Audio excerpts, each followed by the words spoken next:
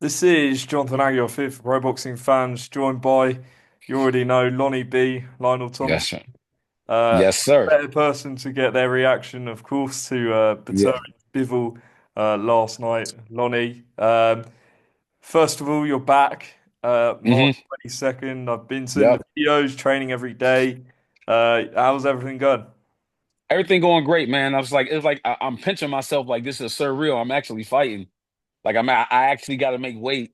Like, yeah, I'm pinching myself like this is real. But I'm just happy, man. I'm gonna take advantage of this opportunity to get back in there and showcase my skills and show the fans that not only can I articulate boxing, but I can actually fight. Hmm. How frustrating has it been? Because I know you wanted to get out, I think it was January, and then it keeps getting Yeah. delayed and stuff. Like, has it been Oh, good or bad? no, it's actually been good. Like, in boxing, you need help, right? Like, this is a team effort.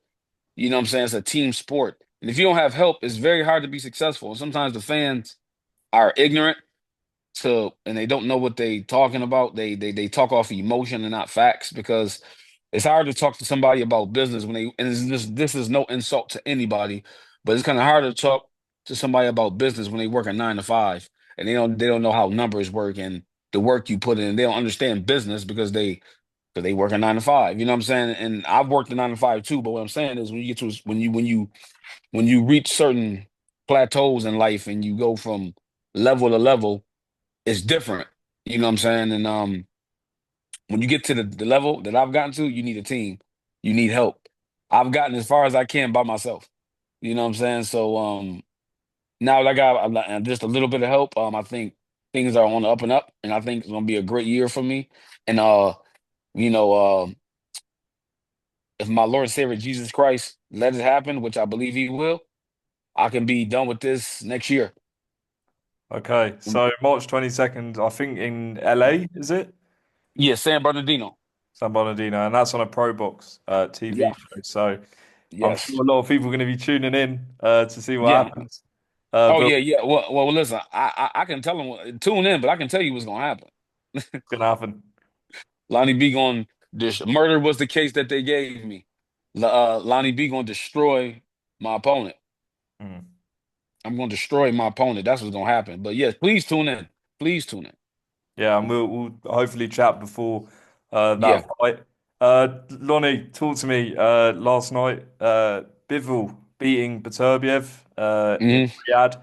I saw your little bit you did with Fight Hype Yeah. straight after the fight, where you said you felt Beterbiev won the fight. Uh, Break it down for me. What did you see last night? I seen a good fight. I gave Bivol the first 2 rounds, but we not gonna sit here and act like Bivol didn't do nothing from 3 to 9. Like he lost, in my opinion, he lost from round 3 to 9. He lost every round. He had an okay round, the 10th round. The 11th round could have went either way. In the 12th round, he almost got stopped. Like every time Bivol did something, oh my God, a right hand, and the right hand didn't even land. Like he was just they giving him the fight because he threw punches here and there and didn't get knocked out. That's the you can't beat the undisputed champ like that. You got to take it from the champ. You can't give a guy a fight just because you like him. And that's what I felt like what happened with Bivol yesterday.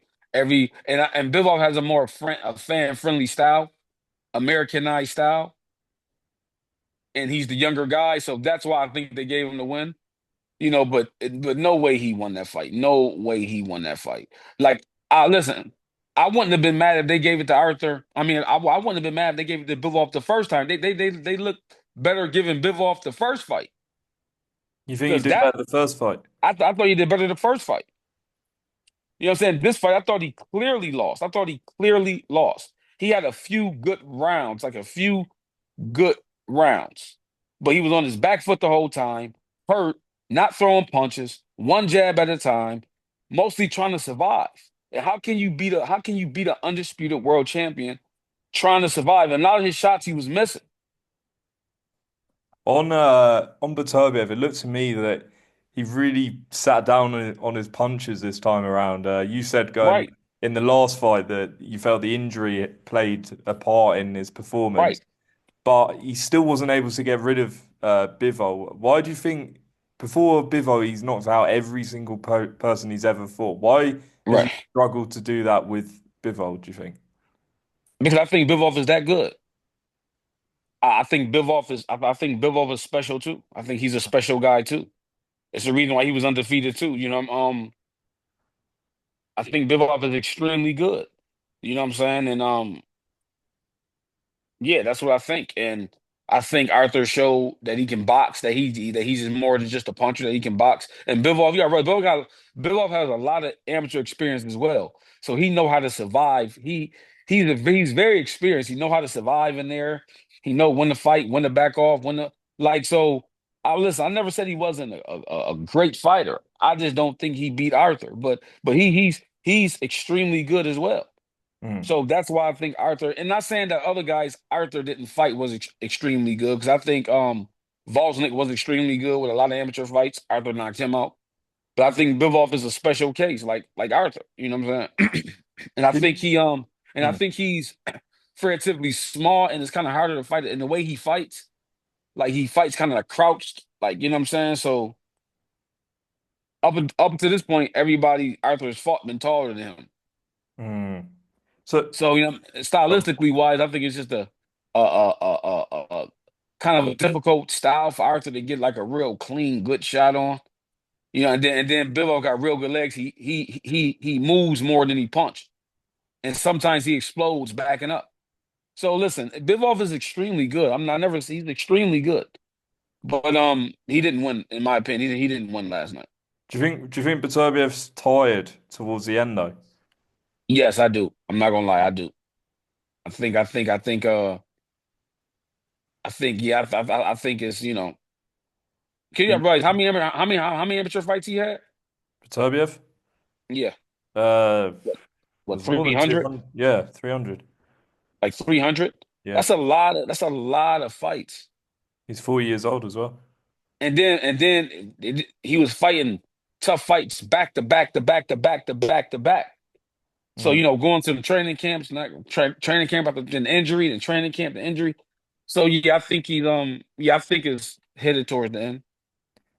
So they're talking about obviously a third fight.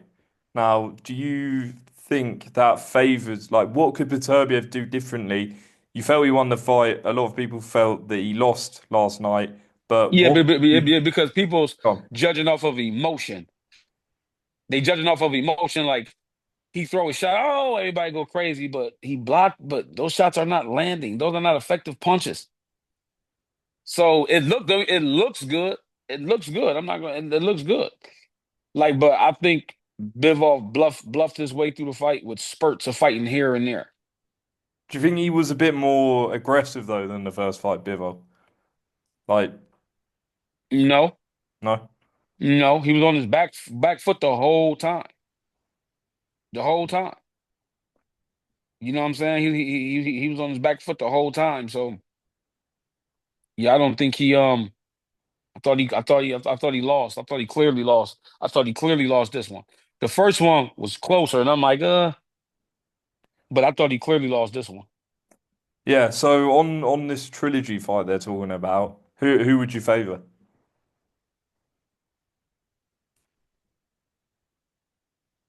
Bivol, Hmm.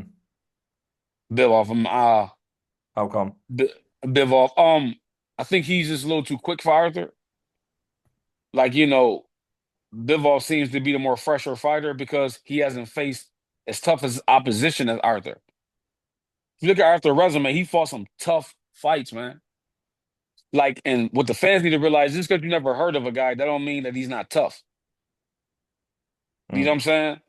Bivol fought the more popular fighters, but Arthur fought the more tougher fights. You know what I'm saying? So I think it's I think it's starting to show maybe a little bit, like to me he just looked kind of slow. Hmm. He just like he couldn't get out the way of certain shots. Like he just like he couldn't get out the way. Like like and I love Arthur. That's big bro. But I think it's I think that door is about to shut. I think he you know, I don't see what Arthur would do differently because he clearly won to me yesterday. So I can't see like he only way he would win. He has to knock Bivol out because Bivol is the favorite. So he would have to knock Bivol out. David Benavidez was ringside last night. How do you think Mhm. Benavidez would do against both of them?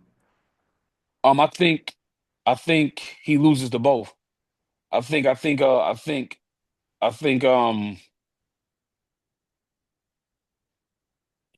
Bivol outboxes him relatively easy because Bivol, if he can take Arthur's punches, like you said, everybody Arthur knocked out, couldn't knock Bivol out. David Benavidez don't punch nowhere near as hard as that, nowhere near as strong as that. Maybe relentless like that, but don't punch as hard. You know what I'm saying? Like he just fought David Morrell, hitting David Morrell with the kitchen sink, and couldn't even budge him. He Mm. hurt him a few times, but he couldn't. You know what I'm saying? So I can't see him and Bivol gonna be Bivol. One thing about him, he's disciplined though. He's disciplined. He's disciplined, and he's tough. He's tough. And he throw good punches, good punch selection.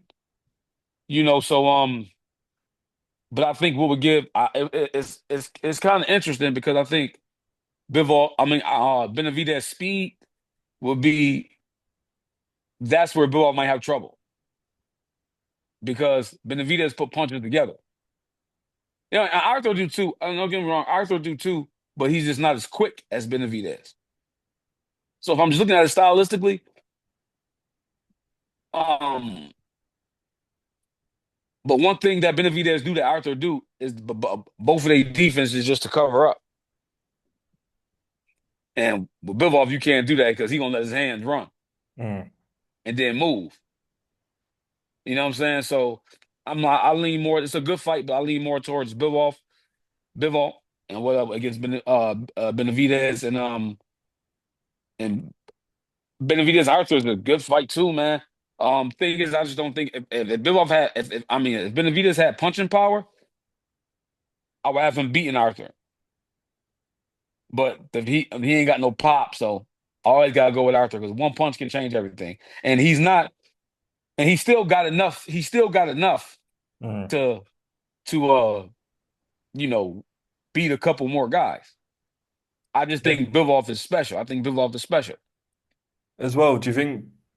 I mean, did Bivol's chin surprise you? I mean, Beterbiev was landing clean shots on him, and he was just taking them like Yeah, and shots and that but would have knocked most other guys out, right? yeah, but the thing is, when he was taking them, see most other guys when they get hit by it, they try to fight, and but Bivol get hit, he like okay, I'm just gonna take this round off. I'll give you this round. I'm gonna take this round off, take the half of the next round off, and then I'm gonna come back to the half of that round and win it and win that round. People already want me to win, so all I got to do is make it look good, and I'm gonna get that round. Brilliant, brilliant plan, man. Brilliant. Like when you boxing, you got to be aware of everything, even the stuff outside the ring, even what the promoters think, even what the judges think. You got to be aware of all that stuff so you know how to win the fight. And that's why I say I feel like he won off of sympathy because everybody like, oh, Bivol worked so hard, and Eddie Hearn, oh, he worked so hard his whole life for this, and da da da, soften people hard up. Had the people like, oh, well, he worked. You know what I'm saying? But what I say to that, I can show you a ton of fighters that worked hard for opportunities and didn't get the win in close fights that should have deserved to win. So if we're gonna do that for Bivol, let's go back and do it for all the other fighters. If that's the case, then out of my 5 losses, take 4 of them off my record. Mm. I mean, if that's what we doing now, or is it only for certain fighters? If it's only for certain fighters, cool, just say that. But don't sit here and act like, oh, he worked so hard for this. Because I can show you a ton of fighters that worked hard that was in close fights that didn't get the win that should have actually deserved it. Mm. Just want to ask you about the heavyweight fight. Obviously, Bakole came in at 48 hours notice. Hmm. Got knocked out, but I mean, he hadn't even had a camp, so hardly Yeah. a massive surprise. But what was your reaction, and how much credit do you give Bakole for what he did? Um. Well, here's the thing, right? People say, "Oh, give Bakole credit." Okay, I ask you this: somebody call you tomorrow and say, "Yo, listen, I got $10 million for you to come here and do something for me," and you flop, and they say, "Oh, well, you gotta give me credit." You serious? Okay, let me ask you this. Now I'm gonna flip it. Somebody call you tomorrow and say, "I need you to do something for me. I'm gonna give you 10,000." He got paid. Period. He got paid, and we all know he got paid good. Came on short notice too, so he get credit for no. He just saw opportunity and took it. He saw opportunity to make a lot of extra money and took it. That I'm not impressed. Now I'd have been impressed if he came and did it for a couple hundred grand. How about you? You gotta give him credit. You gotta give him credit because he went for it. He went for it. He went for it. I can show you fighters got the same opportunity, but they ain't make nothing. And they say, "Oh, he's a bum. He's easy." So I'm one thing about me. You talk to me, I'm a fair guy. Like I think about the people at the bottom. Hmm. If you're getting $10 million, I don't care. You don't get no credit from me. That's common sense. Of course you're gonna go out there and do your best. Of course, you don't get no credit from me. You. I'm not saying he got $10 million, but I'm just saying I know he he made some money. Hmm. And he's still fighting FA, right? Yeah. Yep. So I'm not okay. He saw opportunity and said, yo, I'll fight. I'll do it. I'll do it. I'll do it. It ain't like he said. It ain't like he. It wasn't no money involved. He said, "Yeah, I'll do it." Then he got all the credit in the world from me. But he got paid, so I don't listen. He got paid. What was supposed to happen happened, but they compensated him for that. So I'm not. He don't. I'm sorry. He don't get no points from me for that. Lonnie, last one. March 22nd, you're back in action. Yep. What is the hit list for this year? Because you're in a great division, and Yeah. there's a lot of names being spoke about, but Yeah. not you yet. Until obviously you have this fight. So who's on the hit list? Everybody. Listen. Everybody with a pulse that's in my weight division. Like you know me, man. My record. I don't duck no smoke. Even when I was fighting that light heavy, fighting guys too big, I ain't duck no smoke. It's the same thing. I believe I've been in this game long enough. I don't believe there's nobody that can show me anything I haven't seen before, and that includes Canelo. Anybody, I just don't see nobody. And listen, anything can happen. Anything can happen. Especially at my age, at 39 years old, anything can happen. But I feel good. I've been sparring. Um, I've been putting hands on sparring partners and active champions. I ain't gonna say no names, but I still got it. My reflexes still sharp. And but sparring and fighting two different things. Hopefully, I believe March 22nd I will be victorious. Um, and after that, whoever, like, I'm gonna give my all. Everybody know I'm man enough. I say what I say and I stand on whatever I say. I do believe that in my heart that I will be super middleweight champ of the world. I really believe that. So anybody, it don't really matter to me. Um, Anybody, it don't matter to me. Like just bring it on and listen, give me credit, just like that gave her like Bakole, and I ain't making nowhere near as much money as Bakole making. But when I take these fights, give me credit. You know what I'm saying? Listen, don't pick and choose who y'all want to give credit to. Oh, he deserved. Listen, I fought Kovalev on a 2 week notice. Same thing with Bakole. two No week one gave you notice, credit. and they crucified me. They crucified me. And listen, you know how much I got paid? I don't know if you want to say it, but it's up I'll to you. say it. I'll Go say it. on. $10,000. Wow. And Bakole, oh, he gets all the credit, but me, I'm a bum. He a bum. He a bum. He a bum. I got $10,000 on a 2 week notice, Prime Sergey Kovalev as well. and it's Sergey Kovalev. You know what I'm saying? Yeah. So in boxing, people pick and choose. You can show the fans a fighter that they like and a fighter that they don't know the same situation, and they praise one and crucify the other one, and it'll be the exact same situation. Like even the guy Shakur fought with the Schofield. Like And shout out to Turkish El Sheik, man. Yo, man, shout out to him because I like the fact that he values fighters. That's what I like. Like when in business and boxing, in my opinion, boxing is a very demonic sport. It's like they look at certain fighters like, and the promoter will never say this, but this is how they feel. Um, oh man, forget them, forget him. I don't care if he died in the ring. So what?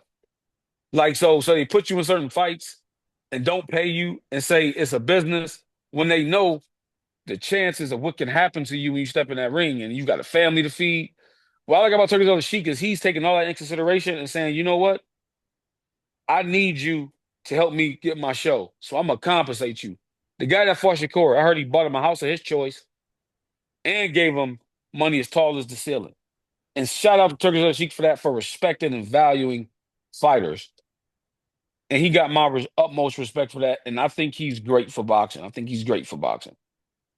Yeah, and hopefully we see you on one of his cards at some point. Yes, I'll listen. I'll listen. I would love it. It would be greatly appreciated. And then after that, I'll be done. I'll buy my house. I'll buy my house, put my money up, and I'll be done. Boxing has bought me a lot of grief. But you know, it's funny, I still love it. Yeah, and the fans love to hear your opinions.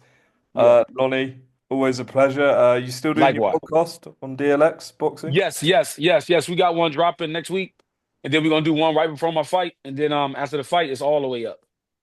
Brilliant. Well, keep tuned on Instagram and YouTube. I think you've got an Yep. account there as well. So DLX Boxing. Lonnie, see you soon, mate. Good luck with Thank you. camp. And yeah, catch you in a bit. Yes, sir. Thank you for having me.